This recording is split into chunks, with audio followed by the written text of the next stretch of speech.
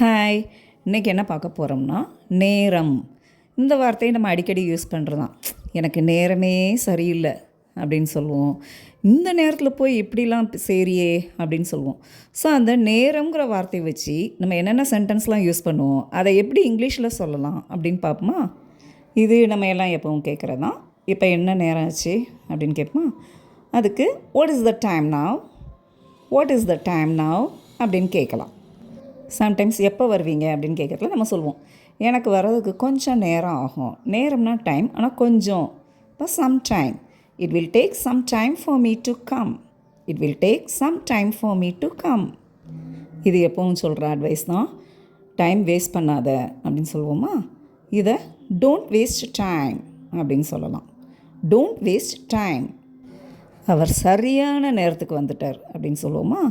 அதை he came on time. அதாவது சரியான நேரம், கரெக்ட் டயத்துக்கு வந்துட்டாங்கங்கிறத ஆன் டைம் அப்படின்னு சொல்லலாம். He came on time. என்னாலாம் ஒன்ட்டை இப்போ பேசுகிறதுக்கு நேரம்லாம் இல்லை அப்படின்னு சொல்லுவோமா? இதை எப்படி சொல்லலாம்னா, I don't have time to talk with you now, I don't have time to talk with you now. நீ எனக்காக எவ்வளவு நேரம் காத்துக்கிட்டு இருந்த அப்படின்னு கேட்போமா? இங்கே நேரம் அப்படிங்கிறத அப்படி டைம்னு ட்ரான்ஸ்லேட் பண்ணணும்னு அவசியம் இல்லை. How long did you wait for me. இந்த ஹவு லாங்கிறதே எவ்வளவு நேரம் அப்படிங்கிறதான் மீனிங். ஓகே, ஸோ எவ்வளவு நேரம் காத்துக்கிட்டு இருந்தேங்கிறதுக்கு how long did you wait for me அப்படின்னு சொல்லலாம். ஒரு இடத்துக்கு போகிறோம்னா அங்கே போக எவ்வளோ நேரம் ஆகும் அப்படின்னு கேட்போம். அங்கே போய் சேர்றதுக்கு எவ்வளோ நேரம் ஆகும், எவ்வளோ நேரம் பிடிக்கும் அப்படின்னு கேட்போம். இதை how long does it take to reach there, how long does it take to reach there அப்படின்னு கேட்கலாம். நம்ம வெளியே கிளம்பத்தில் தான் வீட்டில் உள்ளவங்க ஏதாவது லேட் பண்ணுவாங்க. அப்போ சொல்லுவோம், எவ்வளோ நேரம் தான் எடுத்துக்கிடுவேன், நான் ஏற்கனவே ஆஃபீஸ் போக லேட் ஆகிடுச்சு அப்படின்னு சொல்லுவோமா? அதே தான் how long will you take, I am already late for the office. How long will you take, நீ எவ்வளோ தான் நேரம் ஆக்குவ. I am already late for the office, நான் ஏற்கனவே ஆஃபீஸ் போகிறதுக்கு லேட் ஆகிடுச்சு. வீட்டில் டிவி பார்க்குற நேரம் வந்துருச்சு அப்படின்னு சொல்லுவோமா? So it's time for the serial, it's time for the serial. நல்லா தூங்கிக்கிட்டு இருக்கிறதுல யாராவது எழுப்பி விட்டாங்கன்னா சொல்லுவோம், இன்னும் கொஞ்சம் நேரம் தூங்கிக்கிறேனே அப்படிங்குவோம். ஸோ அந்த கொஞ்சம் நேரம் அப்படிங்கிறதுக்கு a while, let me sleep a while, let me sleep a while. இன்னும் கொஞ்சம் நேரம் இருந்துட்டு போங்களேன் அப்படின்னு சொல்லுவோமா? இதை எப்படி சொல்லலாம்னா, please stay a little more, please stay a little more.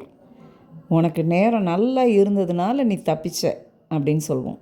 இதை எப்படி சொல்லலாம்னா, you got away because your time was good.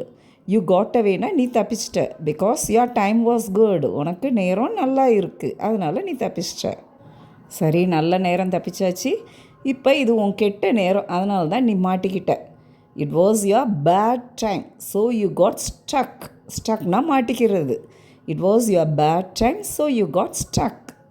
சிலர் நேரங்கெட்ட நேரத்தில் எதையாவது பேசுவாங்க. ஸோ அவங்கள என்ன சொல்லுவோம், எந்த நேரத்தில் என்ன சொல்லணும்னு தெரியாதா அப்படின்னு சொல்லுவோமா? இதை எப்படி சொல்லலாம்னா, don't you know what to say at what time. Don't you know, உனக்கு தெரியாதா, what to say at what time, எந்த நேரத்தில் எதை சொல்லணும்னு. Okay viewers, it's time to wrap up this video. இதை பார்த்ததோடு இல்லாமல் டெய்லி லைஃப்லையும் நம்ம யூஸ் பண்ணிகிட்டே இருந்தால் you too can speak confidently. Okay, bye.